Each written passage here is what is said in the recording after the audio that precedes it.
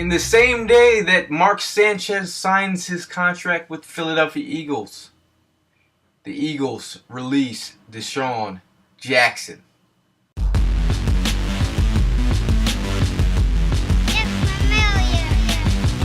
Here I am, it's the on-campus kingpin, yes I am. Eagle Sessions, Gayle, Saunders, SkinnyPost.com, talking about Desean Jackson being released by the Philadelphia Eagles.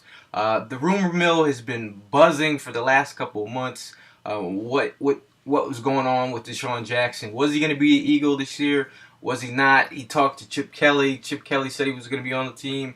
Desean Jackson calls everyone, says, "I'm coming back." And we get hit with a bombshell today in the fact that Desean Jackson has been released and the Eagles have got nothing in return.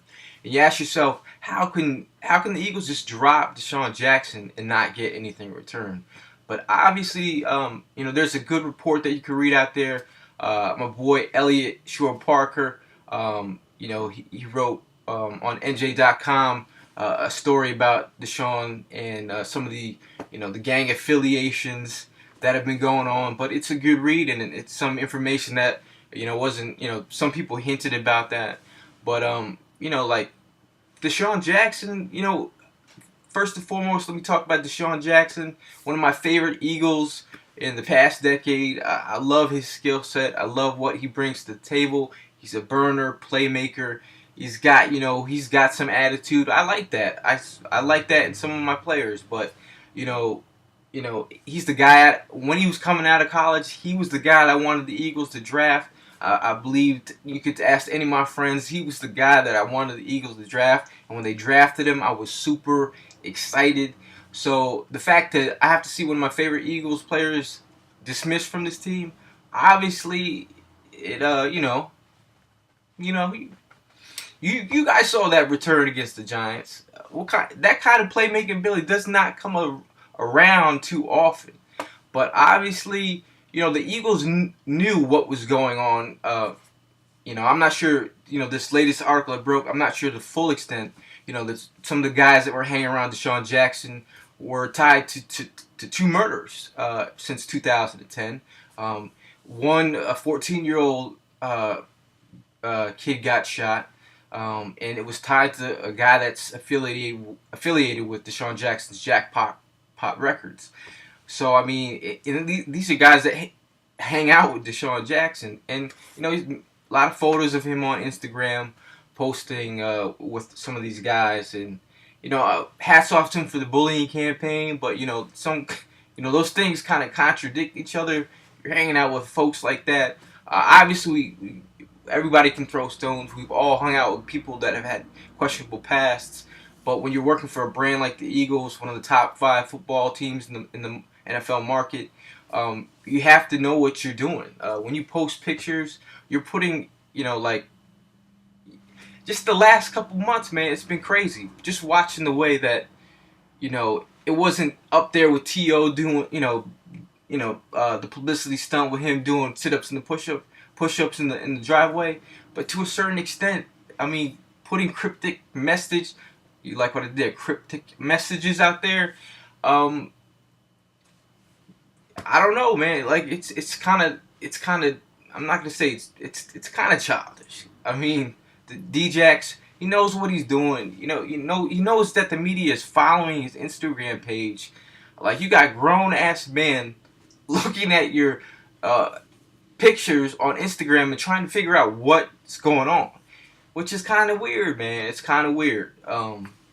But like I said, the Eagles knew what was going on in a certain sense, that they were getting ready for this in January. You look at the signings that they made: Jeremy Maclin, Riley Cooper, who I both thought would come back.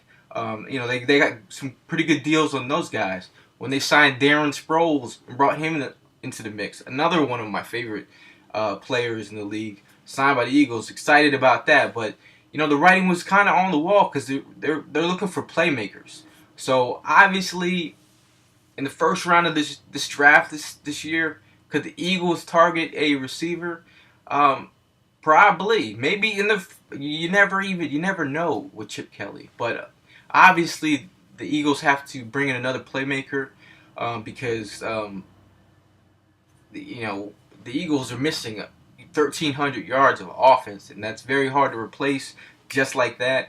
But you know, Chip Kelly says this offense is not based around one guy. It's based on, you know, getting guys involved. So I don't know how you guys feel out there, but as an Eagle fan, it's hard to see, you know, a proven playmaker just released for nothing.